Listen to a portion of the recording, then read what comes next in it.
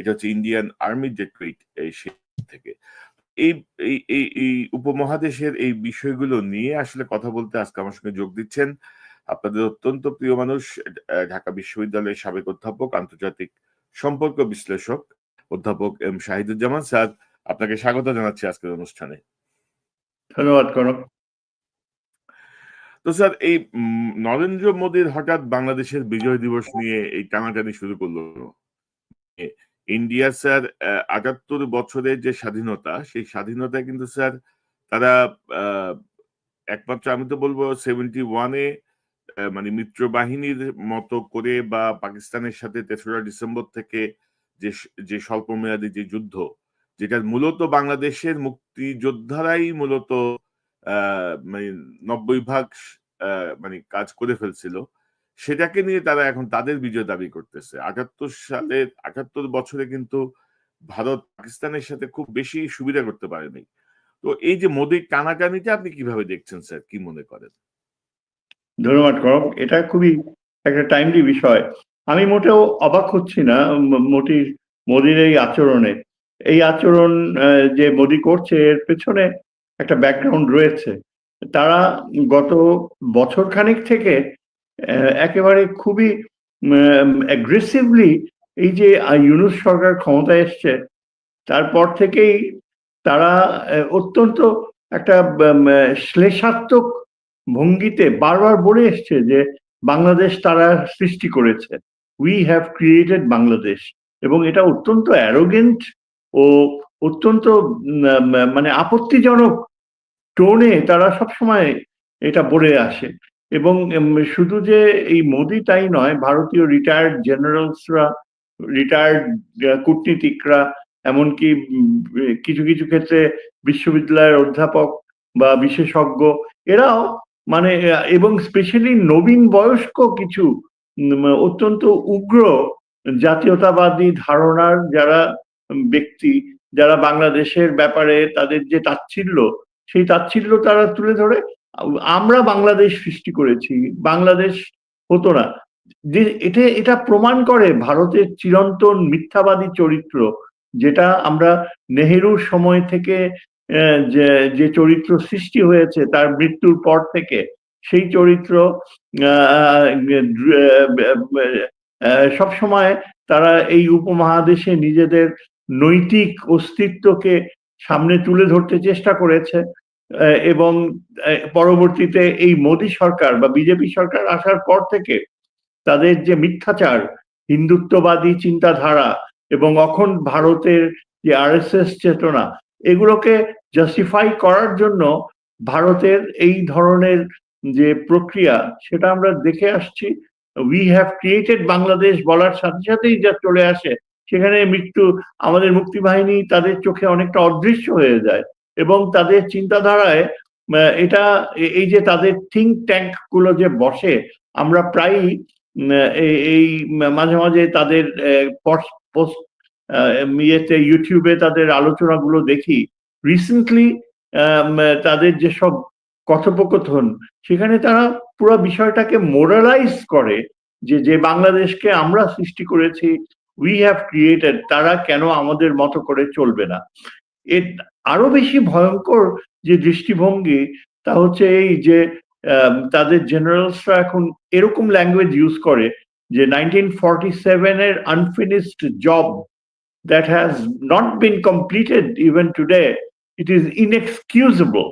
আমি এক মেজর জেনারেলকে শুনলাম যে এখন রীতিমতো তাদের বাংলাদেশকে দ্বিখণ্ডিত করার যে কমিটমেন্ট, সেটাকে তারা এখন একটা নৈতিক প্রলেপ দেয়, মোরালাইজ করে।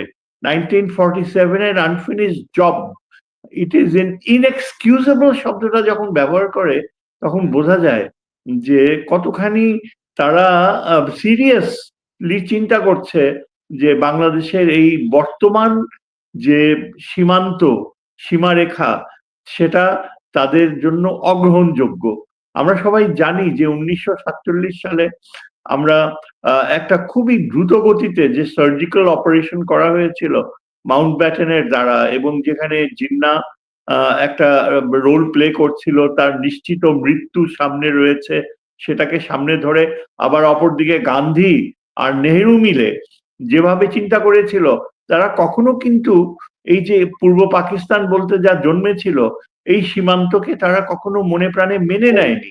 আমরা নেহেরুর কিছু কিছু বক্তব্যে বাক্যগুলো আমরা দেখেছি যে এটা একটা টেম্পোরারি অ্যারেঞ্জমেন্ট, এবং তারা এখন যে ভাষায় কথা বলে, তারা যেমন পার্বত্য চট্টগ্রাম, যেহেতু এখানে মুসলিম মেজরিটি নেই, সেটাকে তারা এক্সকিউজ হিসেবে ব্যবহার করে যে এটা তো কোনোভাবেই বাংলাদেশের অংশ হিসেবে থাকাটা সমীচীন না। এইরকম কথা কারা বলে? বলে রিটায়ার্ড জেনারেলসরা। কেননা তাদের এখনকার রণকৌশল হচ্ছে যে যতদিন না পার্বত্য চট্টগ্রাম, যতদিন না তাদের ওই চিকেন স্নেকের অংশটুকু বৃদ্ধি পায়, ততদিন উত্তর পূর্বে নর্থ ইস্ট সিকিউর হচ্ছে না। তারা এখন এটা পিওরলি একটা সামরিক চিন্তা হিসেবে দেখে যে 1947-এ যেটা একটা টেম্পোরারি অ্যারেঞ্জমেন্ট হবার কথা ছিল, সেটা এখন পূর্ণতা পায়নি। কেন 71 সালে এটা মীমাংসিত হয়ে যায়নি যে রংপুর ডিভিশনটা তাদের অংশ হয়ে যাবে? এখনো তারা বলে যে ওই রংপুরে নাকি 40% হিন্দু পপুলেশন।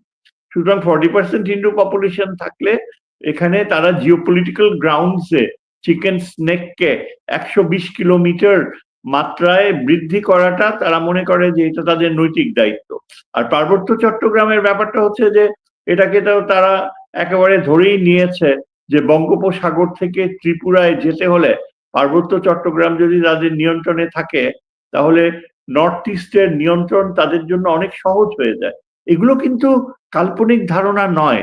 আজকে নরেন্দ্র মোদীর যে ভাষা আমরা দেখতে পাচ্ছি, যে 1971 সালে বাংলাদেশের অভ্যুদয়ে সেখানে সত্যিকার অর্থে যদি নিউট্রাল চিন্তাধারায় চিন্তা করা হয়, ভারত অনেক পরে মুক্তি যুদ্ধে বা পাকিস্তানের বিরুদ্ধে যুদ্ধে যাওয়ার সিদ্ধান্ত নেয়।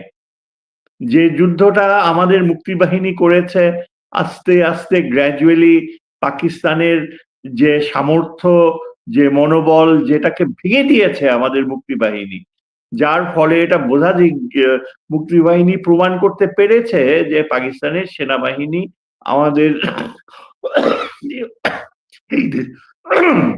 আমাদের এই দেশে একটা অকুপাইং পাওয়ার, দখলদারি শক্তি। এবং সেটা যখন অগস্ট, সেপ্টেম্বর, অক্টোবরের মধ্যে আরো দৃঢ়তা অর্জন করে, যখন ভারত নিশ্চিত হয়েছে যে বাংলাদেশে পাকিস্তানের সামরিক বাহিনী অকুপাইং পাওয়ার হিসাবে মোটেও টিকে থাকার সম্ভাবনা নেই, সেই নিশ্চয়তা হবার পরেই কিন্তু ভারত যুদ্ধে যাওয়ার সিদ্ধান্ত নিয়েছে। জেনারেল ম্যানেকশর বিভিন্ন রকমের আচরণ, মিসেস গান্ধীর সাথে তার যে কথোপকথন, সমস্ত কিছুই প্রমাণ করে যে মুক্তিবাহিনী যদি পজিটিভলি পাকিস্তানের সামরিক বাহিনীকে ধ্বংস করার পথে একটা বড় সাহসী অ্যাডভান্স না করত, তাহলে কিন্তু ভারত এই পাকিস্তানের সাথে এই যুদ্ধে যাওয়ার কোনো সম্ভাবনাই থাকতো না। এই কথাটা কিন্তু আমরা কখনো জোর করে বলি নাই, কখনো তুলেও ধরিনি। আমরা সবসময় দেখাতে চেয়েছি যে ভারতের পাকিস্তানের বিরুদ্ধে বিজয়ে মুক্তিবাহিনী ছিল সহায়ক শক্তি। এটুকু কেন আমরা প্রমাণ করব? আমাদের তো তুলে ধরতে হবে এই কথা যে ভারত যে পাকিস্তানের বিরুদ্ধে যুদ্ধে নেমেছে, সেই সিদ্ধান্ত গ্রহণ সম্ভব হয়েছে কেননা পুরো গ্রাউন্ড ওয়ার্ক মুক্তিবাহিনী তখন করে ফেলেছে। হয়তো আমাদের আরো কিছুটা বিলম্ব হতো, কিন্তু আমাদের মুক্তিবাহিনী যে পরিস্থিতি তৈরি করেছিল, সেখানে পাকিস্তানের সামরিক বাহিনী, পাকিস্তানের মতো একটা সীমিত অর্থনৈতিক সামর্থ্যের দেশ, যেখানে পাকিস্তান ডিপ্লোম্যাটিক আইসোলেশনের সম্মুখীন হয়েছিল, যেখানে পাকিস্তান বলতে গেলে দীর্ঘদিন এই যুদ্ধ চালিয়ে যাওয়ার মতো তার অর্থনৈতিক সামর্থ্য মোটেও থাকতো না, সেখানে আমরা ওদেরকে গ্র্যাজুয়ালি, হয়তো আরেকটা বছর সময় লাগতো, কিন্তু ইভেন্চুয়ালি তারা এই দেশ ছেড়ে পালাতো। আমেরিকা যদি আফগানিস্তান ছেড়ে চলে যেতে বাধ্য হয়, তখন কোনো কারণ ছিল না যে সেই পরিস্থিতিতে, আর বাংলাদেশের জনগণ তখন আরো দৃঢ়তার সাথে ঝাঁপিয়ে, সেই সুযোগটা ভারত নিয়েছে। ভারত এখানে এসে তারা শুধু শেষ মুহূর্তেই, তারা যে মাত্র 2 সপ্তাহ, হয়তো বেশি হবে না, তারা এই যে তাদের সামরিক বাহিনী ব্যবহার করেছে, সেটা একটা বলতে গেলে cleaning up, finishing the job, এরকম কিছু বলতে পারত। এবং সেটা তো তারা এমনিতে করেনি, মাসের পর মাস, 3টা মাস তারা পাকিস্তানের সারেন্ডার করা যত অস্ত্রশস্ত্র সমস্ত কিছু তারা এখান থেকে সরিয়ে নিয়েছে। ট্রাকের পর ট্রাক, দিন রাত তারা কার্পেটস, এয়ার কন্ডিশনিং মেশিনস, ফার্নিচার্স কিছু বাদ রাখেনি। মানে এত নোংরামি চরম সীমায় ভারত গিয়েছে, এবং যেটা প্রমাণ করে যে ওই মুক্তিযুদ্ধে ভারত আমাদের সত্যিকার অর্থে কোনো সহায়ক শক্তি ছিল না, ভারত নিজেই একটা অকুপাইং পাওয়ার ছিল। তার সর্বোচ্চ প্রমাণ হচ্ছে যে আমাদের major Jalil, sector commander major Jalil গুলি করতে বাধ্য হয়েছে তার সামরিক যে শক্তিকে নিয়ে। ভারতীয় বাহিনীর সাথে সামনাসামনি যুদ্ধ হয়েছে, এবং তারপর হি ওয়াজ ক্যাপচার্ড, তাকে যশোর ক্যান্টনমেন্টে রেখে দিয়েছিল মৃত হিসেবে। এই মেজর জলিল, যিনি একজন সাহসী মুক্তিযোদ্ধা ছিলেন, যার কথা আমাদের স্মরণ করা উচিত, 16ই ডিসেম্বরে মনে করা উচিত। He is the symbol of বাংলাদেশের resistance to Indian occupation of Bangladesh. তিনি হচ্ছে আমাদের সবচেয়ে উৎকৃষ্ট প্রমাণ যে আমরা শুধুমাত্র পাকিস্তানকেই পরাজিত করিনি, আমরা ভারতীয় বাহিনীকে আমরা যেতে বাধ্য করেছি। এটা অসম্পূর্ণ যদি শুধু বলা হয় যে শেখ মুজিবের কথায় পাকিস্তান আর্মি, ভারতীয় বাহিনী চলে গিয়েছিল। হ্যাঁ, সেটা একটা গুরুত্বপূর্ণ অংশ ছিল, কিন্তু ভারতীয় বাহিনী এটাও জানতো যে বাংলাদেশে যে সামরিক সামর্থ্য রয়েছে, যে মুক্তি বাহিনী রয়েছে, তারা কোনোভাবেই ভারতীয় বাহিনীর উপস্থিতি একসেপ্ট করবে না। সুতরাং এই বাস্তবতাগুলো কিন্তু আমাদের মনে রাখতে হবে। আজকে আমরা দেখি, আজকে এই দিনে 2025-এর ডিসেম্বরে যে ভারত যে অবস্থান নিয়েছে সেটাই স্বাভাবিক, সেটাই কারণ আমরা জানি যে ভারতের সাথে আমাদের সম্পর্কের ক্ষেত্রে গুণগত পরিবর্তন আনা অপরিহার্য। আজকে ভারত কিছুতেই যে এই যে 16 বছরের আধিপত্য শেখ হাসিনার মাধ্যমে বাংলাদেশের উপর তার যে নিয়ন্ত্রণ, একটা মিথ সে বজায় রাখতে চায়, এবং যার পেছনে নরেন্দ্র মোদী, এই যে তাদের অজিত দোভালের মতো এই ধরনের ভয়াবহ চিন্তাধারার মানুষ, যারা পারিপার্শ্বিক অ্যাটমসফিয়ারকে একটা মানে দূষিত করে রাখতে চায়, যারা স্বাভাবিক নেইবারলি রিলেশনসে মোটেও বিশ্বাস করে না, তাদের কাছ থেকে আপনি কি প্রত্যাশা করতে পারেন? আমরা ভেবেছিলাম যখন হাসিনা রিমুভড হয়েছে, 1টা বছর চলে গিয়েছে,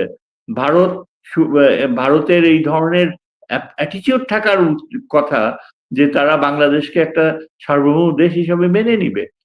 তারা যখন দেখছে যে অন্যান্য দেশগুলো সার্ক অঞ্চলে তাদের সাথে আমাদের অত্যন্ত উষ্ণ সম্পর্ক, সেই প্রেক্ষাপটে ভারত কোনো পরিবর্তন আনেনি, বরং ভারতের যে হঠকারিতা আজকে এই প্রেক্ষাপটে আমরা দেখতে পাচ্ছি যে বাংলাদেশের ভিতর থেকে একটা গুণগত পরিবর্তন নিয়ে আসছে আমাদের নতুন প্রজন্ম, এবং এদের কথা না বলে পারা যায় না। এই হ্যাঁ বলেন। প্রজন্মের এই জায়গাটি আসছি স্যার, আপনি যেটি বলছিলেন যে আমাদের মুক্তিযুদ্ধ ছিল আসলে ভারতের জন্য একটা লাভজনক ব্যবসা। মানে শরণার্থীদের আশ্রয় দিয়ে বিদেশিদের কাছ থেকে যে পরিমাণ অনুদান তারা সংগ্রহ করেছে, তার সিকিভাগও কিন্তু খরচ হয়নি আমাদের শরণার্থীদের পেছনে। তারা মানবতর জীবন কাটিয়েছে, পরবর্তীতে অস্ত্র থেকে শুরু করে সবই তারা লুটপাট করে নিয়েছে। তো এখন স্যার একটা বিষয় খুব আলোচনায় আসছে যে 16ই ডিসেম্বর যে সারেন্ডারের যে অনুষ্ঠান, যে সারেন্ডারের যে সাইনিং, সেখানে স্যার মিত্রবাহিনীর কাছে কেন ইয়েটা হলো? বাংলাদেশের আমাদের ওসমানী সাহেব বা আমাদের দায়িত্বপ্রাপ্ত কেউ কেন সেখানে অথরিটি নিল না? এটা স্যার ঐতিহাসিক বিষয়টা কি? কারণ এই প্রজন্মের জন্যই স্যার যদি একটু আমাকে সংক্ষেপে যদি একটু বলেন স্যার, আমার ভালো হয়। এটা আমরাও আমাদের যারা আমরা বেড়ে উঠেছি গত 50 বছরে, আমরাও কিন্তু এই বাস্তবতাটাকে কখনো মেনে নিতে পারিনি যে এখানে পাকিস্তানের সেনাবাহিনী যে ইস্টার্ন কমান্ডার সারেন্ডার করছে, সেখানে আমাদের জেনারেল ওসমানী থাকছে না, সই করছে না, পাশাপাশি বসছে না। এর ফলে আমি অনেকের মতো আমিও এই সারেন্ডার সেরিমনিকে কখনো মনে প্রাণে একসেপ্ট করিনি, বরং আমার মনে হয় আমি থুতু ফেলেছি যেখানে ওই অরোরার মুখে ওই ছবি দেখলে আমার ঘেন্নায় শুধু জেনারেল নিয়াজিকে না, এই ভারতীয় সেনাবাহিনী কমান্ডারকে ঘেন্নায় আমি মুখ ফিরিয়ে নিয়েছি। এই ছবিটা দেখলে আমি absolutely I just want to vomit on it. এটা সত্যিকারের ছবি না। সত্যিকারের ছবি হওয়া উচিত ছিল যে জেনারেল ওসমানী বসে আছে, তিনি সই করছে, পাকিস্তান আর্মি সারেন্ডার করছে ওই জেনারেল ইন্ডিয়ার মানেক শ এবং আমাদের ওসমানী দুইজনের কাছে। That would have been the proper salute respect to our Muktibahini. আমাদের মুক্তিবাহিনী ভারতের জন্য সমস্ত প্রক্রিয়াটা তৈরি করে দিয়েছে, অথচ সেখানে কোনো অ্যাকনলেজমেন্ট ছিল না। কাজে এই সারেন্ডার সেরিমনিকে আমি কখনো, আমার মতো অনেকেই, আমরা কখনো এটাকে মনে প্রাণে গ্রহণ করিনি। এটা ভারতীয়দের কৃত্রিমতা, বাংলাদেশকে বাধ্য করা। হ্যাঁ, সেখানে একজন প্রতিনিধি ছিল, একজন আরো সেকেন্ড ইন কমান্ড না থার্ড ইন কমান্ড কে জানি ছিল, কিন্তু দ্যাট ওয়াজ অ্যাবসলিউটলি আনএক্সেপ্টেবল। এটা আমাদের যে গৌরবান্বিত যে কৃষ্টি গড়ে উঠেছে বাঙালি পূর্ব বাংলার যে সাহসী সৈনিক, ইস্ট বেঙ্গল রেজিমেন্ট বলতে পশ্চিমবঙ্গে তো কোনো পশ্চিমবঙ্গ বেঙ্গল রেজিমেন্ট নাই, আমাদেরই ইস্ট বেঙ্গল রেজিমেন্ট যে লাহোরকে রক্ষা করেছে 1965 এর যুদ্ধে, যারা বীরত্বের সাথে 71-এ যুদ্ধ করেছে, তাদের ভারতীয় বাহিনী ওইভাবে স্বীকৃতি দেওয়া উচিত ছিল যে তারা জেনারেল ওসমানী সাহেব। বরং কি করেছে, শোনা গিয়েছে যে জেনারেল ওসমানীর হেলিকপ্টার লক্ষ্য করে গুলি করেছিল। What was the intention of shooting a plane? এবং এই জেনারেল ওসমানীর প্লেনের গুলি করার অর্থই হচ্ছে যে ভারতীয় বাহিনী যে বাংলাদেশের যে স্বাধীনতার ব্যাপারে তাদের যে দ্বিমুখী নীতি, তাদের যে অকুপাইং মেন্টালিটি, সেটাই তারা তুলে ধরেছে। এবং আমার মনে হয় নতুন প্রজন্মর উচিত হবে এটাকে সেভাবেই দেখা। তো স্যার, আমাদের ধরেন আমি যদি আপনাকে একটা সংবাদ যদি দেখাই, গতকাল আমাদের ভারতে নিযুক্ত বাংলাদেশের হাই কমিশনারকে তলব করছিল দিল্লি। তো দিল্লি তলব করে বাংলাদেশের এই যে ভারতীয় দূতাবাস ঘেরাওয়ের যে কর্মসূচি বা সবকিছু মিলায় তারা বলছে যে বাংলাদেশের হাই কমিশনারকে তলব করে নিরাপত্তা পরিস্থিতি নিয়ে উদ্বেগ প্রকাশ করেছে ভারত। আজ বুধবার দুপুরে বাংলাদেশের হাই কমিশনার এম রিয়াজ হামিদুল্লাহকে তলব করে এই বিষয়ে উদ্বেগের কথা জানানো হয়। বাংলাদেশের অন্তর্বর্তীকালীন সরকার তার কূটনৈতিক নিয়ম অনুযায়ী বাংলাদেশে মিশন ও পোস্টের নিরাপত্তা নিশ্চিত করবে বলে আশা করছে ভারত। তো বাংলাদেশ তো এটা নিরাপত্তা তো নিশ্চিত করছেই, এমন তো কোনো ঘটনা ঘটে নাই। কিন্তু ধরেন স্যার, ভারত যেখানে আমাদের মানে মানবতা বিরোধী অপরাধে মৃত্যুদণ্ড প্রাপ্ত হাসিনা সহ সন্ত্রাসী গুন্ডা পান্ডা সবাইকে যেভাবে আশ্রয় দিয়ে বাংলাদেশে একটা অস্থিতিশীল অবস্থা সৃষ্টি করেছে, তো বাংলাদেশের উচিত তো ভারতের এখানকার মানে রাষ্ট্রদূতকে প্রতিদিন তলব করা, প্রতিদিন তলব করা। তো এটা আপনি কিভাবে দেখেন? এত এত মাতবরি কি আছে স্যার? এটা ভারতীয় কূটনীতি যে কতখানি মিথ্যাচার বাংলাদেশ ভারত সম্পর্ককে তারা যে কত বড় মিথ্যাচারের উপর ভিত্তি করে টেনে নিচ্ছে, এটা মানে এইসব এক্সাম্পল থেকেই বোঝা যায়। তারা যে বারবার আমাদের কে অ্যাকিউজ করে নিরাপত্তা, তাদের সবচেয়ে বড় মানে বড় মিথ্যাচার হচ্ছে এখানে নাকি হিন্দুদের সব মেরে ফেলা হচ্ছে, মাইনরিটিজ আর নট সে। পরশুদিনও তাদের এক বাঙালি এক ছেলে দীপক ধর নাকি নাম একটা বই লিখেছে, বিসমিল্লাহ ইউনুস সরকার নাকি এই ধরনের একটা বই। সেখানে এক বাংলাদেশি লোক, কত বড় বেঈমান ট্রেইটার, শহীদুল আলম খোকন নাম, সে কথা বলছিল ওই সেমিনারে। এবং তারা দাবি করছে যে বাংলাদেশে নাকি এখন মানে খালি হিন্দুদের সব মেরে ফেলা হচ্ছে, মাইনরিটিসরা সব শেষ হয়ে যাচ্ছে। এবং এত বড় মিথ্যাচার তারা যে করে, তারা কি চিন্তা করে যে এখানে বিদেশি কূটনীতিকরা রয়েছে, western diplomats R here, American, European union, তারা সব দেখে, তাদের ইন্টেলিজেন্সও রয়েছে। এবং ভারতের এই মিথ্যাচার ধারাবাহিক ভাবে চলে আসছে। কাজেই তারা যখন আমাদের রাষ্ট্রদূত রিয়াজ হামিদুল্লাহকে ডাকে, এটা একটা সিম্পলি ডিসপ্লে অফ শোভিনিজম, মানে বাংলাদেশকে অপমান করার জন্য বিশ্ব রাজনীতিতে বাংলাদেশকে কুইক প্রো হিসেবে যে আমরাও পাল্টা ব্যবস্থা নিয়ে তোমাদেরকে অপমান করতে পারি সেটা তুলে ধরছে। অথচ এখানে কিন্তু আমাদের এখানে ভারতীয় রাষ্ট্রদূতকে যে ডেকে পাঠানো হয়েছিল সেটা একেবারে মানে বাধ্য হয়ে, শেষ পর্যন্ত উপায়ান্তর না থাকায় তাকে কিন্তু আমাদের ফরেন অফিসে ডাকা হয়েছে। এবং এখানে যেটা বলা হয়েছে, যেটা সুস্পষ্ট, দুনিয়া শুদ্ধ সবাই জানে, যে প্রথমত তারা আমাদের যে একজন খুনি প্রাক্তন প্রধানমন্ত্রী, তথাকথিত প্রধানমন্ত্রী যাকে মৃত্যুদণ্ডে দণ্ডিত করা হয়েছে, তাকে শুধু তারা আশ্রয় দিচ্ছে না, তাকে সম্পূর্ণ তারা এই সরাসরি সাপোর্ট দিচ্ছে, অফিস খোলার ব্যবস্থা করেছে, ওইখান থেকে আপত্তিজনক বক্তৃতা দিচ্ছে। এবং তারপরে তারা যে ভারত যে নতুন প্রক্রিয়া শুরু করলো, সেখানে তারা এই অ্যাসাসিনস, টার্গেটেড কিলিংস এর ধারণাকে ভারত স্বয়ং বাস্তবায়িত করছে, কেননা এটা ভারতীয় মাটি থেকে হচ্ছে।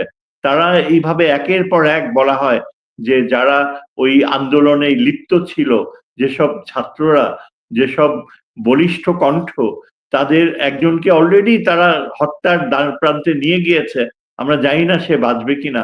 তারপরেও অন্যরা রয়েছে লিস্টে।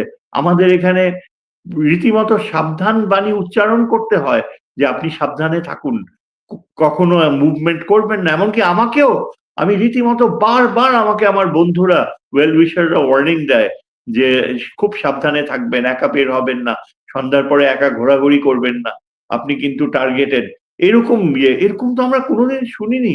আমরা একটা স্বাধীন দেশের নাগরিক, পৃথিবীর অন্যতম বৃহৎ মুসলিম রাষ্ট্র বাংলাদেশ, ইন্দোনেশিয়া আর পাকিস্তানের পর।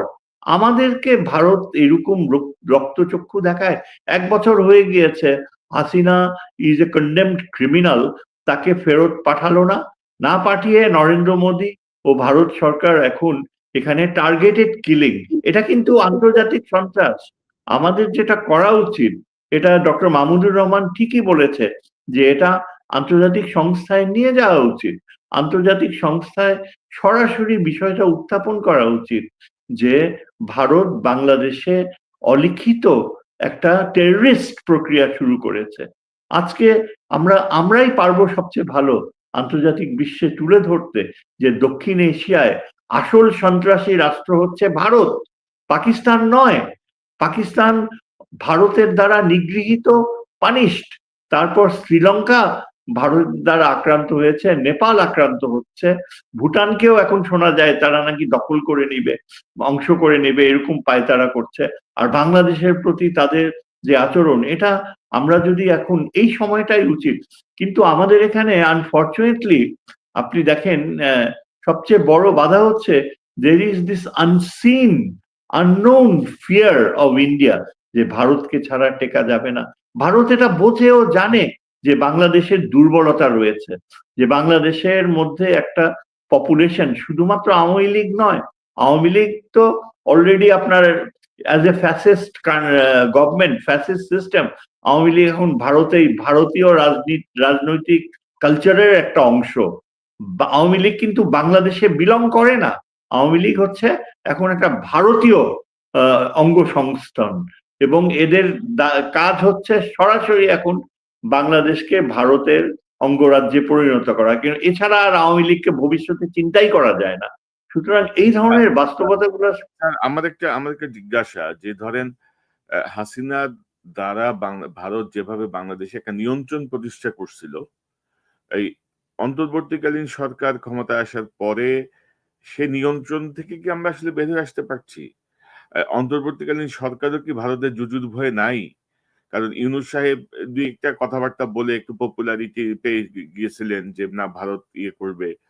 তো অনেকে মনে করেন যে ইউনূস সাহেব না থাকলে হয়তো ভারতের আগ্রাসী তৎপরতা আর একটু বাড়তো, বা মানে এসব মিলে কি মনে করেন এই সরকার কি মানে কোনো গুণগত কোনো পরিবর্তনের জায়গায় আসছে? আমরা তো দেখি যে অজিত দোভালের সঙ্গে বৈঠক, আমাদের নিরাপত্তা উপদেষ্টা 2 দিন আগে চলে যান দৌড় দিয়ে। হ্যাঁ? 2 দিন আগে মানে যেখানে সকালে গেলেই হয়, উনি 2 দিন আগে যেয়ে হাজির হয়ে গেছেন। তো এই যে ধরেন বিষয়গুলো এটা আপনি কিভাবে দেখেন?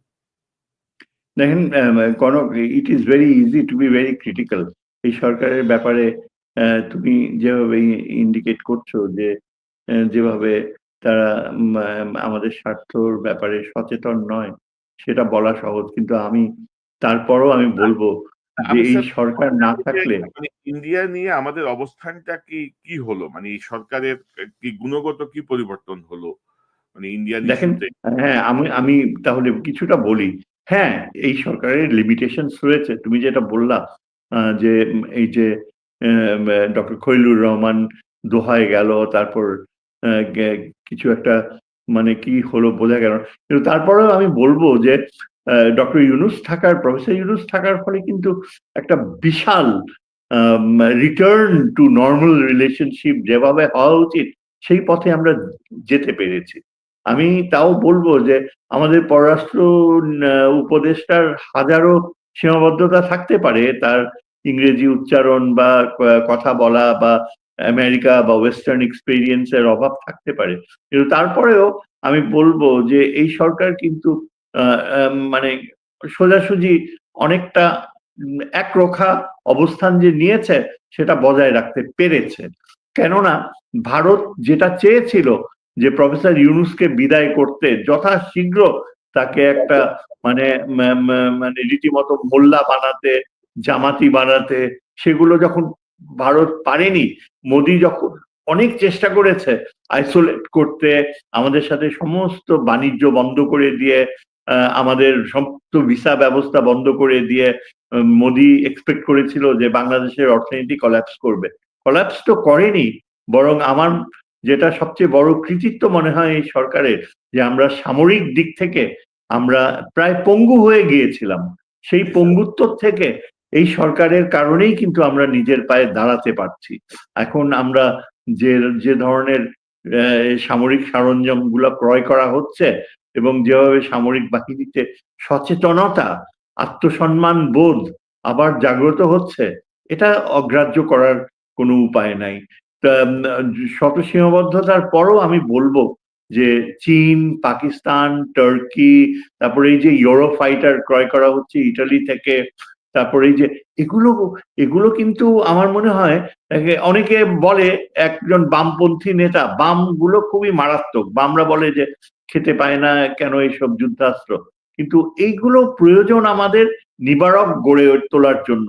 এবং এই ইউনূস সরকারের সময়ে আমার মনে হয় যে এখন যে পাইপলাইনে আমাদের যে প্রতিরক্ষা সরঞ্জাম গুলো আসছে, দ্য ভেরি ফ্যাক্ট যে আমাদের বাংলাদেশ এয়ারফোর্সের পাইলট পাকিস্তানের বিমান বাহিনী ঘাঁটিতে ট্রেনিং নিচ্ছে, চাইনিজ বিমান ফ্লাই করবে, আমরা আশা করতে পারি যে এটা ভারতের জন্য দুঃস্বপ্ন। আমরা এটা ধরে নিতে পারি যে ভারত ওয়ার্স্ট নাইটমেয়ার যদি তাদের হয়ে থাকে, এটা এইভাবে সৃষ্টি। এখন যেটা আমাদের সীমাবদ্ধতা হচ্ছে, আমি যেহেতু একজন নিরাপত্তা বিশারদ, এখানে আমি এই সুযোগে এই কথাটা না বলে পারছি না যে আমাদের শুধু এই যে পারচেজ গুলো, এগুলো যে এই আইসোলেটেড কেনাকাটা করলে কিন্তু আমাদের নিরাপত্তা হবে না। এই যে চাইনিজ বিমান কিনলেন কতগুলা, কতগুলা পাকিস্তানের থেকে ইয়ে কিনলেন, ট্যাঙ্ক সারাবার ব্যবস্থা করলেন, টার্কির থেকে ইয়ে কিনলেন, এইগুলা বললে কিন্তু ভারতের সাথে আমাদের নিবারক হবে না। ভারতকে যদি আমাদের ঘুরিয়ে দাঁড়াতে বাধ্য করতে হয়, ভারত যদি আমাদেরকে শ্রদ্ধাশীল হতে হয়, তাহলে অবশ্যই আর কাল বিলম্ব না করে আমাদের সাথে চীনের সাথে, পাকিস্তানের সাথে মিলে যে নিরাপত্তা বিমান, air defence programme, air defence coalition, হ্যাঁ, যেটা পাকিস্তান আর চীন করতে পেরেছে, যে এই গত যুদ্ধে ভারত পরাজিত হয়েছে। আসল ভারত যে কত দুর্বল সেটা প্রমাণ হয়ে গেছে চীন আর পাকিস্তানের সহযোগিতায়।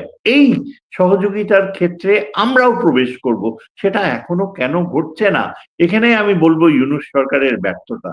ইউনূস সরকার যদি তিনি আরো এক ধাপ এগিয়ে যেতে পারতেন, যে চীনের সাথে তিস্তা চুক্তি, পাকিস্তান ও চীন সহ যে নিরাপত্তা কোলিশন, সেটা খোলাখুলি ভাবে বলে দেয়া ভারতকে, সেখানে রাগঢাক করা ঠিক না। ভারত এমন একটা দেশ, আপনি যদি তাকে লাঠির ভাষায়, if you don't kick India on its butts, India আপনাকে কোনোদিন রেসপেক্ট করবে না। আমাদের দুর্বলতা হচ্ছে যে পররাষ্ট্র মন্ত্রণালয় টিপিক্যালি 15 বছরে পদানত হয়ে গিয়েছে। আমাদের একজন ভালো রাষ্ট্রদূত রয়েছে দিল্লিতে, কিন্তু তাকে শক্তির ভাষায় কথা বলতে হবে। এবং শেষোক্ত আমি এই সরকারের আরেকটা অ্যাচিভমেন্ট যেখানে আমি ভাটা পড়ছে, আমার ভয় হচ্ছে, সেটা হচ্ছে ডক্টর খলিলকে নিয়ে। ডক্টর খলিলকে কিন্তু তার যে সহকর্মীরা, তার যে পররাষ্ট্র মন্ত্রণালয়ে তার যে সহযোগীরা, তারা কিন্তু কেউ তার উপরে আস্থা রাখতে চায় নাই।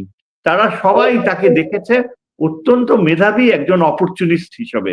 এবং আমি খুব অবাক হয়ে যেতাম যখন শুনতাম যে আমারই অনেক পরিচিত ঘনিষ্ঠ যারা অর্থনীতিবিদ বলুন বা আমলা বলুন প্রাক্তন, তারা এই ডক্টর খলিল সম্বন্ধে হচ্ছে যে তুমি দেখবে যে সব সময় সে নিজের স্বার্থ ছাড়া আর কিছু চেনে না। কিন্তু আমি প্রাণপণ চেষ্টা করেছি ডক্টর খলিলের প্রয়োজনীয়তাকে তুলে ধরতে, কারণ আমি দেখেছি যে ভারত এই ডক্টর খলিলকেই সবচেয়ে বড় বাধা হিসাবে দেখছে।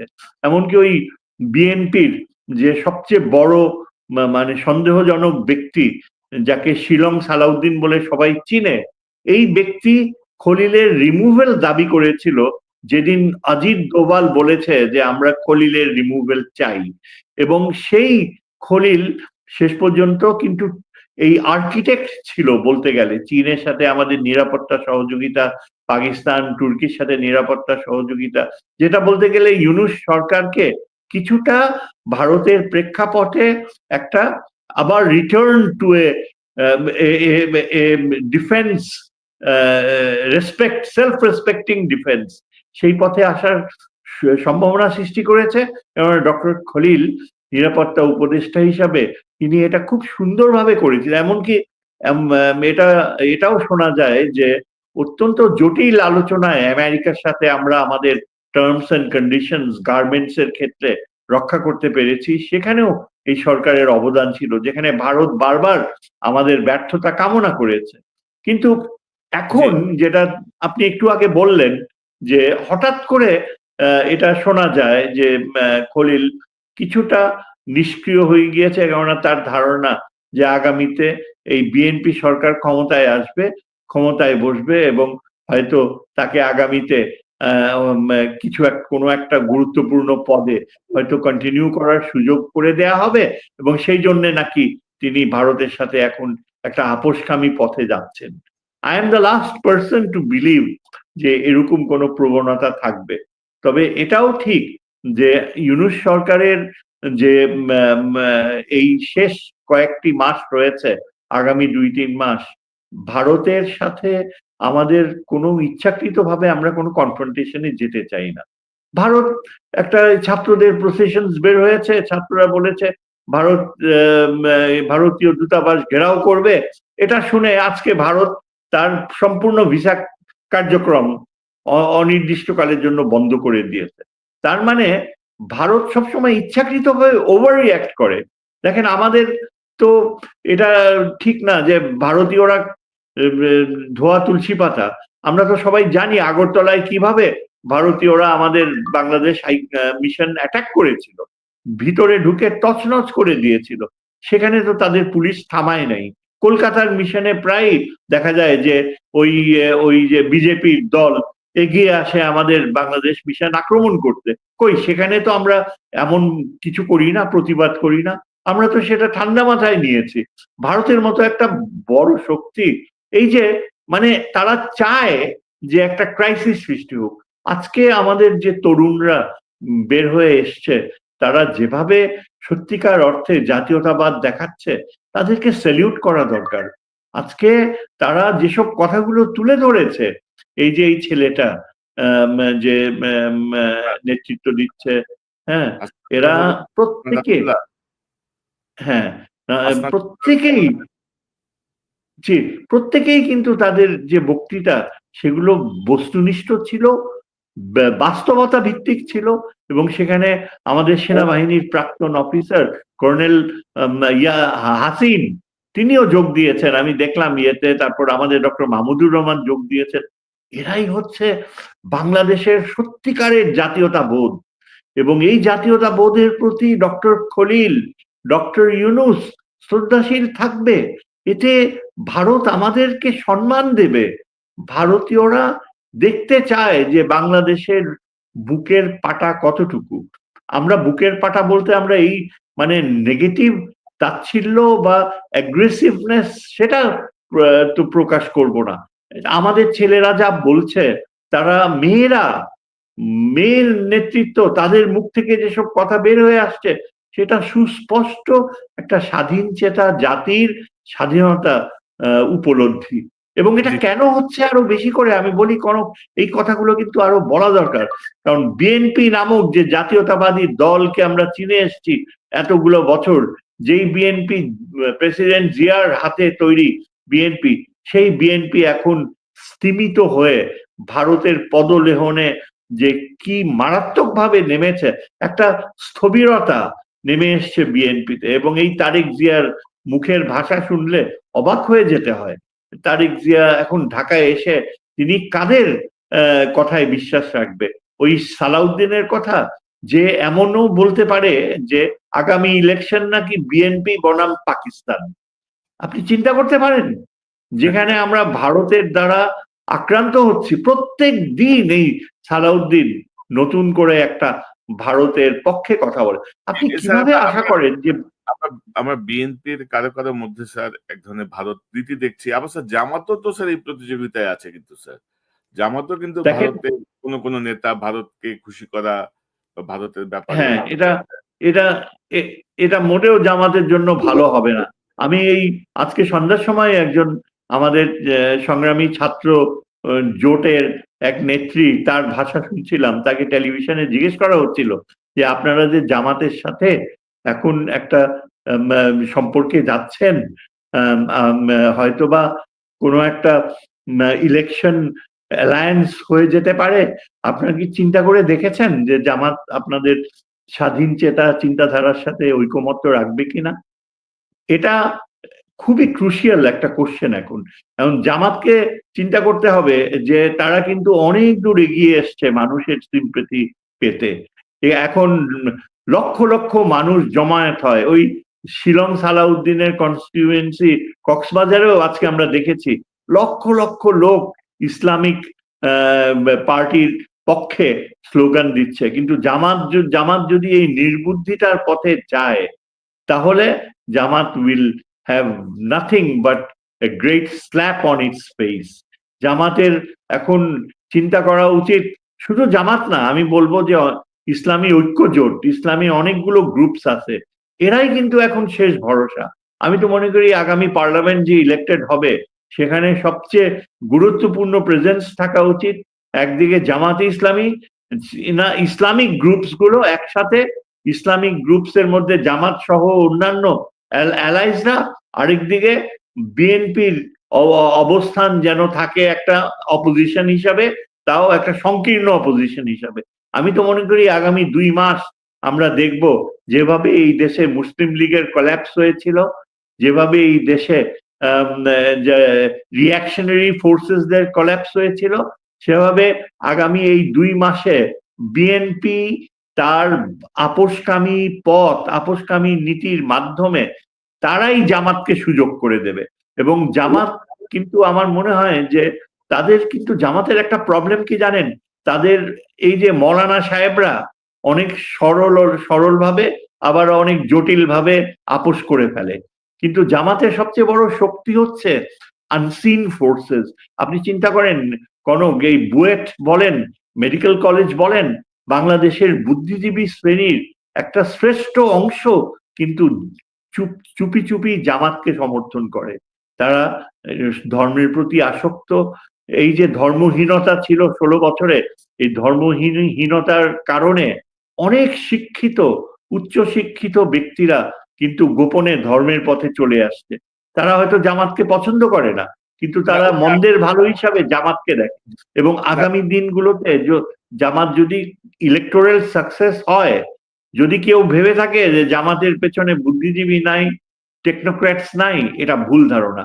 বরং আমি তো দেখি যে বিএনপির পিছনে শিক্ষিত টেকনোক্র্যাট শ্রেণী মোটেও নাই। BNP is a motley of opportunists. It has become a party, not a party, it has become a coalition of what you call Awami sympathiser, B team. এবং এদের নেতৃত্বে আপনি দেখেন এত স্থূলতা যে এরা নতুন ভাবে চিন্তাই করতে পারে না। আজকে এদের নেতৃত্বে এই যে ইয়াঙ্গার জেনারেশন যারা বিএনপির, এদের মূল ধর্ম হচ্ছে চাঁদাবাজি। আপনি এদেরকে পুরা টিকে আছে এই দলটা চাঁদাবাজির উপরে, এবং আগামী দিনগুলোতে তাদের সমস্ত ভাগ বাটোয়ারা হবে, সিড গুলো সব ভাগ করা হচ্ছে সমস্ত কিছু অর্থনৈতিক লেনদেনের ফলে। এগুলো কি টিকে থাকবে? এগুলো কি সাকসেসফুল হবে? আমি তো মনে করি যদি ঈশ্বর আল্লাহ তাআলা উপর থেকে আল্লাহ তাআলার ব্লেসিংস থাকে, তাহলে আমি মনে করি যে সবচেয়ে বড় লাভবান হবে আমাদের সংগ্রামী ছাত্র শ্রেণীরা, যাদের সংগ্রামে ওই অগস্টের বিপ্লব সম্ভব হয়েছে। সেখানে এত শক্তিশালী নারী নেত্রী রয়েছে, অভিভূত হয়ে যায় তাদের কথাবার্তা, তাদের স্থির জ্ঞান, এবং তারাও কিন্তু গাইড করছে আমাদের এই যে যুবক, তাদের মধ্যে অনেক হয়তো রেথরিক্স থাকতে পারে, কথামালা থাকতে পারে, কিন্তু তাদের পিছনে রয়েছে আমাদের ডক্টর মাহমুদুর রহমানের মতো একজন আদর্শ ব্যক্তিত্ব, কর্নেল হাসিনের মতো, ব্রিগেডিয়ার নাসেরের মতো সেনাবাহিনীর অনেক গুরুত্বপূর্ণ অবসরপ্রাপ্ত অফিসার, তারা স্যালিউট করে এই যে তরুণ নেতৃত্ব আগামী।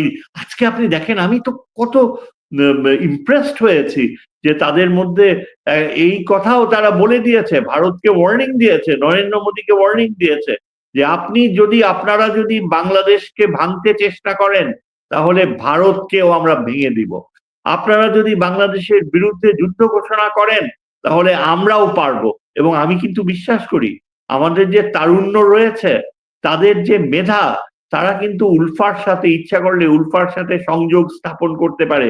মণিপুর, নাগাল্যান্ড, মিজোরাম, এইখানকার যে ইউথ, তাদের সাথে আমাদের তারুণ্য, যে পাওয়ারফুল শিক্ষিত তারুণ্য, ওই ঘুষখোর তারুণ্য না, ওই চাঁদাবাজি তারুণ্য না, শিক্ষিত স্যাক্রিফাইসিং তারুণ্য, যেটা রিফ্লেক্টেড হয় এই যে হাদির মতো যে জীবন দিতে যাচ্ছে বলতে গেলে, এই যে তারুণ্য, তারা জেগে উঠেছে।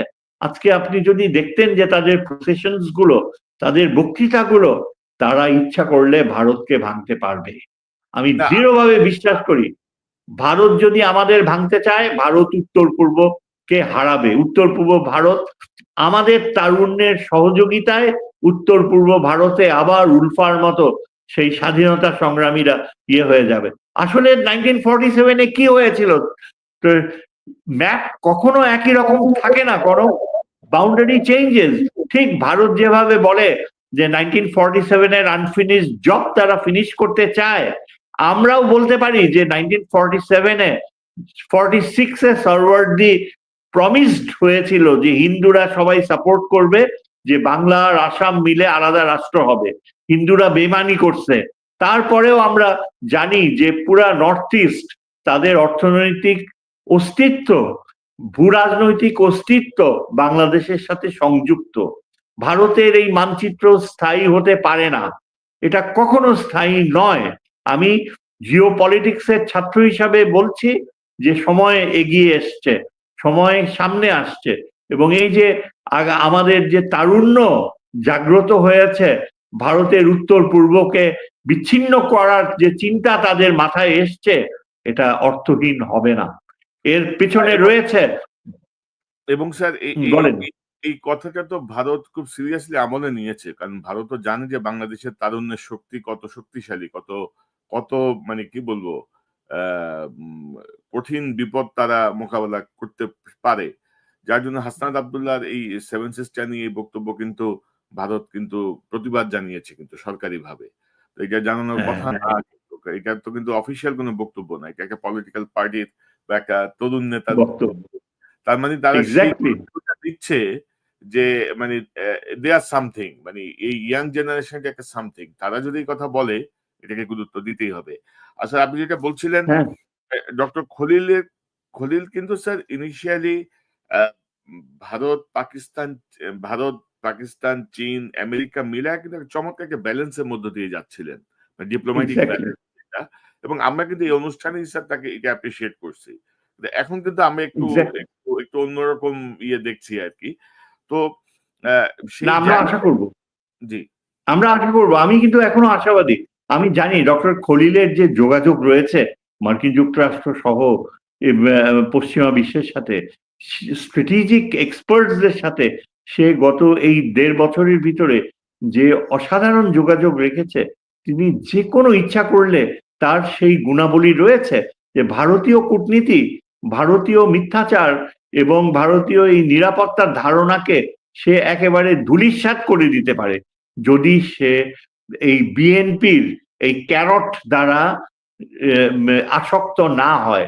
খলিলের উচিত হবে শেষ বয়সে এসে তার স্বাধীন চেতা মনোবৃত্তি বজায় রাখা। কিন্তু আমি তার বডি ল্যাঙ্গুয়েজ দেখে কিন্তু ভীত সন্ত্রস্ত। তারেক জিয়ার সামনে যে সে যেভাবে মুখে আর্টিফিশিয়াল স্মাইল সৃষ্টি করছিল এবং ওই বিএনপির নেতৃত্বের সামনে তিনি যে কাচুমাচু ভাব দেখাচ্ছিল, এটা খলিলকে মানায় না, মোটেও মানায় না। তবে স্যার খলিলের ব্যক্তিত্ব রয়েছে এবং তবে সামনে নির্বাচনে ভারতের প্রতি সহানুভূতিশীল বা কেউ যদি মনে করে যে আমরা ভারতের সমর্থন নিয়ে সরকার গঠন করব বা আমাদের সরকার গঠনে বা নির্বাচিত হওয়ার জন্য ভারতকে আমাদের প্রয়োজন হবে, তারাই একটা বড় ভুল সিদ্ধান্ত নেবে বলে আমি মনে করি। এবং বর্তমান সময়ে ৫ই আগস্টের পরে আমরা আসলে বিএনপি জামাত মূলত এই দুইটা দলের মধ্যেই আমরা কিন্তু এক ধরনের সবাই একটা লবিং লাগাই রাখছে আর কি স্যার, যে ভারতের একটা গুড হিউমারে থাকি, ভারতের সঙ্গে একটা রিলেশনশিপ এটা রাখি। তো, এটা দেখেন বাংলাদেশে একটা একটা তথ্য বাংলাদেশে কিন্তু আগুনের মতো ছড়িয়ে গিয়েছে এবং এটা বিএনপির জন্য ভয়ঙ্কর ক্ষতিকর।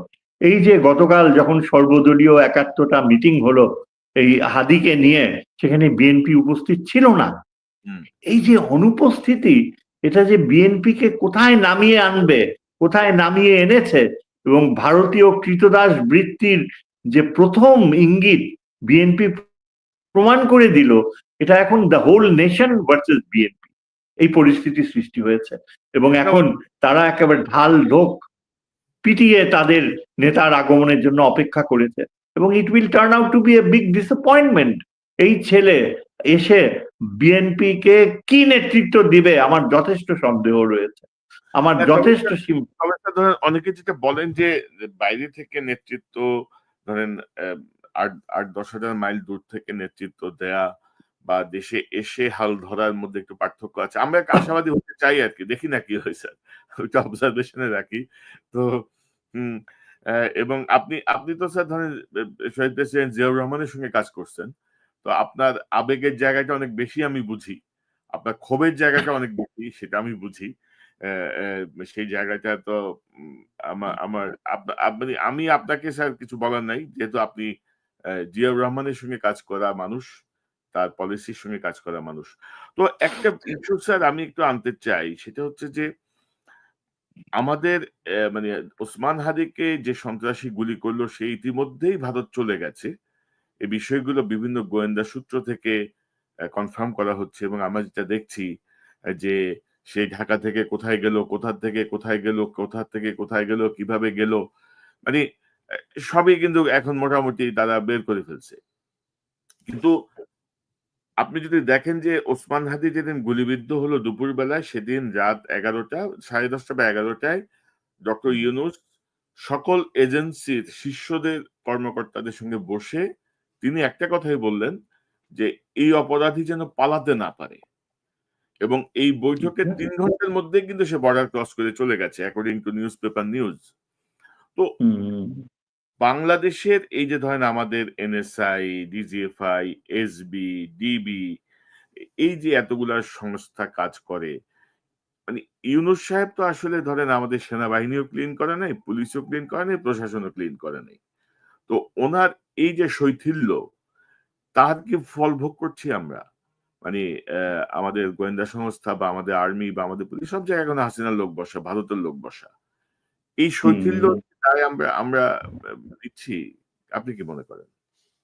এটা একেবারে আপনি করুন খুবই গুরুত্বপূর্ণ পয়েন্ট রেজ করেছেন। নিরাপত্তা ক্ষেত্রে এটা যে কত বড় একটা অভিশাপ হয়ে দাঁড়িয়েছে। দেখেন, এটা তো ইউনূস সাহেব যখন বলল যে যেন ভারতে পালিয়ে না যেতে পারে, তখন কি তাকে আটকানো সম্ভব ছিল না? অবশ্যই সম্ভব ছিল। তখন আমরা এতদূরও জানি যে ওই বাইকটা পর্যন্ত আবিষ্কৃত হয়ে গিয়েছে, যেই বাইকে যেই বর্ডার দিয়ে পালিয়েছে, এবং ফিলিপ নামে এক লোক সেখানে বর্ডারে তাকে পার করেছে। কেন সেই ওই অঞ্চল, ওই বর্ডার সুরক্ষিত ছিল না আগে থেকে? কেন ডিজিএফআই আগে থেকে পদক্ষেপ নেয়নি? কেন পুলিশ বাহিনীর নিয়ন্ত্রণে থাকছে অবসরপ্রাপ্ত এক অর্ধমৃত ব্যক্তি, ওই যে খোদা বক্স চৌধুরী? তার সবচেয়ে বড় গুণ হচ্ছে সে চিরগনিয়ান।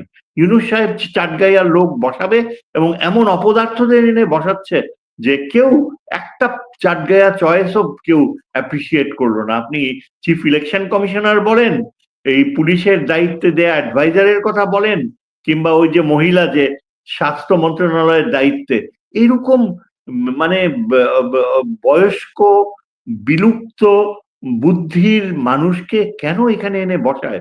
এবং যেখানে এই যে পুলিশের আইজিপি হয়ে বসেছে সেও একজনই। এর ফলে কি হয়, পুলিশের মধ্যে একটা অসন্তোষ রয়েছে। তারা চায় professional police officer, they want to run their organisation.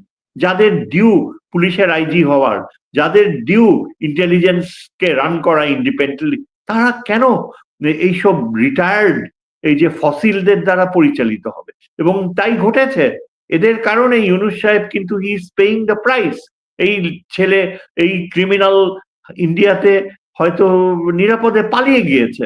আজকে আমরা দেখতে পাচ্ছি যে ডিজিএফআই এর রিফর্মস হওয়ার সম্ভাবনা হতে পারত, এনএসআই রিফর্মস হতে পারত, যদি ডক্টর খলিল সেই ইনিশিয়েটিভটা নিত। এবং আমি এর আগে আরো বেশ কয়েকটা টক শোতে এটা বলেছি যে এখন ডক্টর খলিলের দায়িত্ব হবে, যখন ফজলুর রহমান কমিশন রিপোর্টস বের হয়েছে, বিডিআর হত্যার বিচার সত্যিকার অর্থে শুরু করার সময় যেসব ক্রিমিনাল অফিসার্স মিলিটারিতে যাদের heads should be rolling, why their heads are not rolling, why they are still in charge? Khalil কি করছে? ডক্টর খলিল নিরাপত্তা উপদেষ্টা, why he is not coming out publicly? Yunus না হয় বয়স্ক লোক, তার সীমাবদ্ধতা থাকতে পারে, but what does Khalil have to lose? He's got nothing to lose. All he has to do is show courage.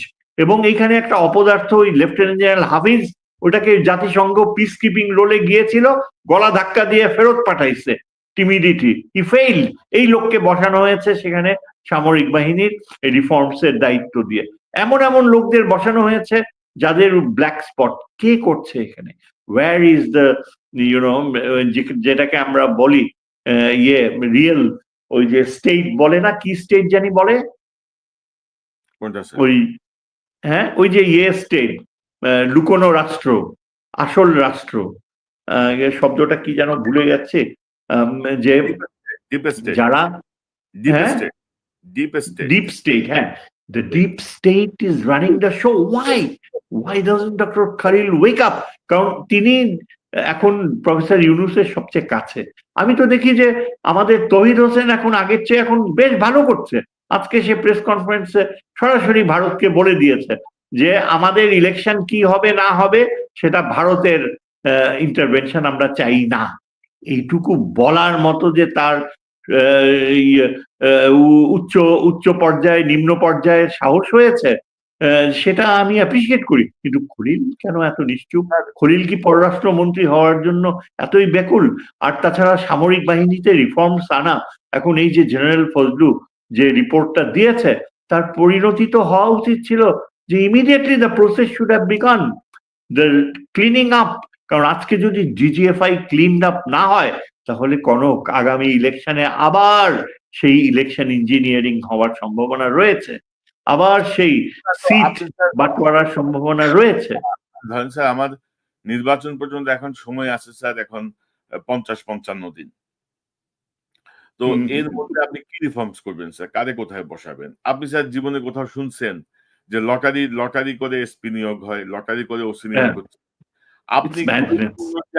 আপনি গুরুত্ব অনুযায়ী তার ট্র্যাক রেকর্ড অনুযায়ী গুরুত্বপূর্ণ শহরে গুরুত্বপূর্ণ দায়িত্ববান লোককে আপনি বসাবেন। কিসের লটারি আপনি করতেছেন এখানে?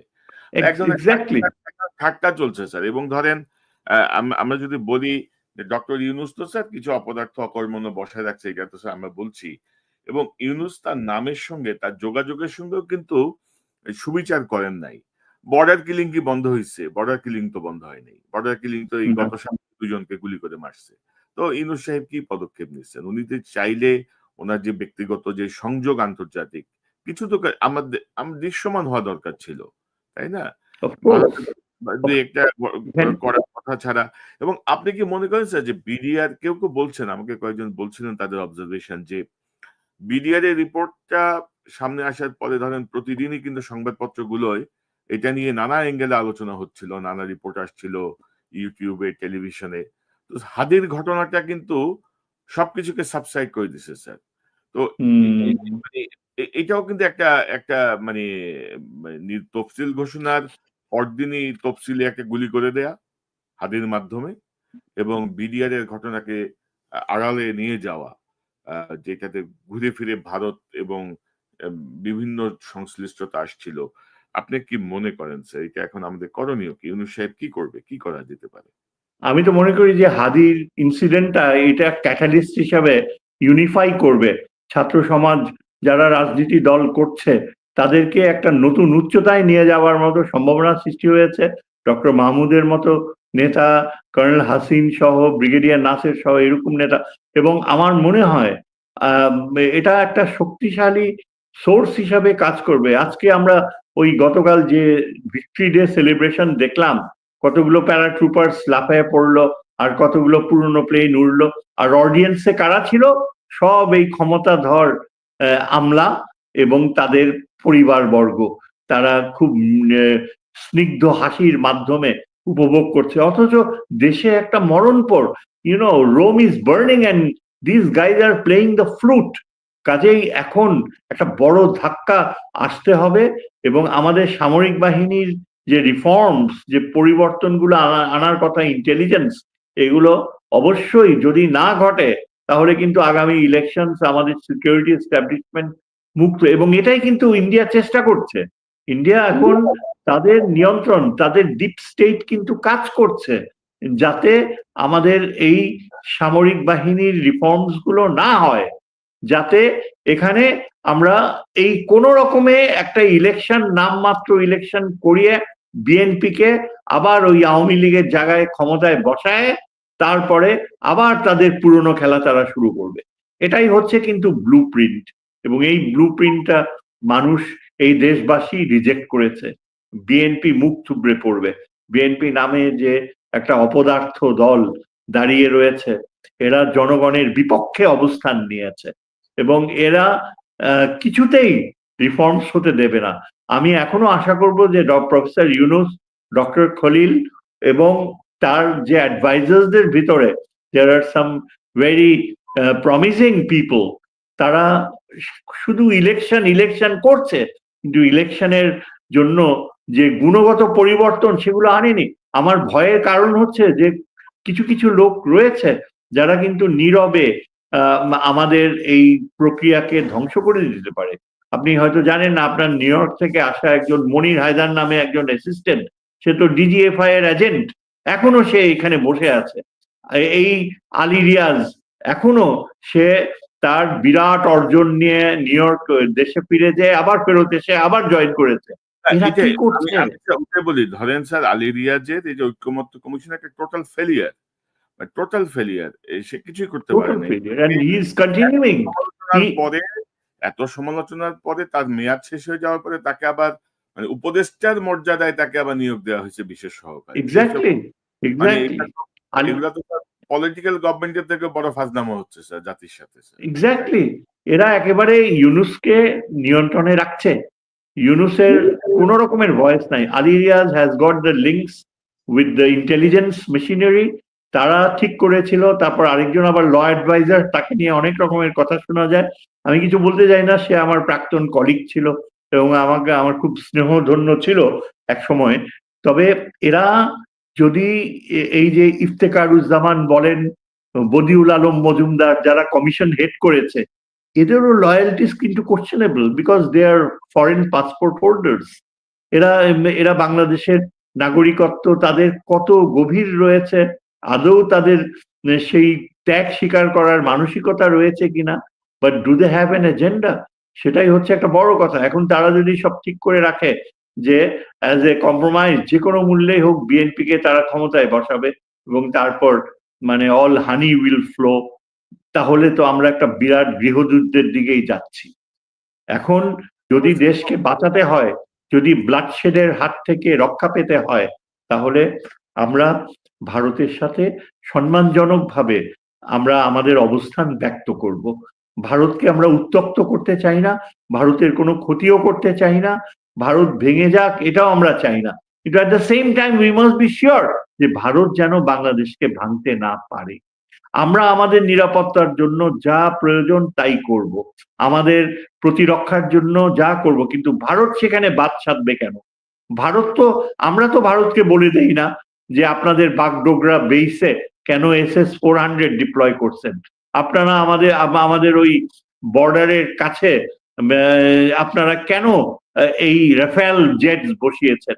আমরা তো তাদেরকে গাইড করি না, আমরা তো বলি না যে আপনারা 3টা কি বলে গ্যারিসন নতুন প্রতিষ্ঠা করেছেন যেখানে অলরেডি পুরা একটা কোর 3টা ডিভিশন ডিপ্লয়, কেন? আমরা তো বলি না।